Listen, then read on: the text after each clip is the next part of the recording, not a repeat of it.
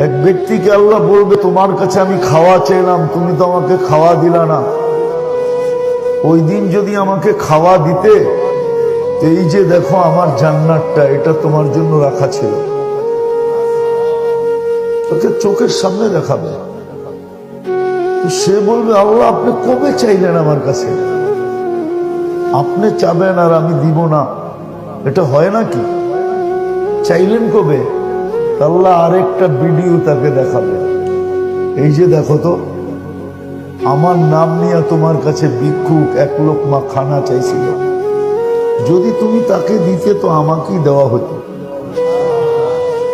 তুমি তো ঘাড় ধাক্কা দিয়া বাহির করে দিলে। আল্লাহর কাছে ডকুমেন্টস আছে। আমরা যেরকম ভিডিও করতেছি, আমাদেরও ভিডিও হইতেছে।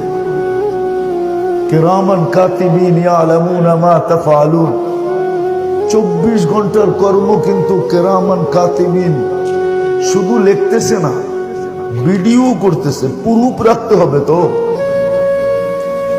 কেননা বিজ্ঞানের যুগ, মুখে বললে তো হবে না, প্রুফ লাগবে, ঠিক না? প্রমাণ লাগবে, ঠিক না? ভিডিও করতেছে।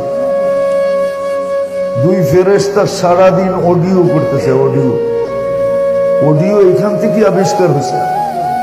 মা মিন কওল ইল্লা লাদাইহি রাকিবুন আতীদ, অডিও চলতেছে সারাদিন।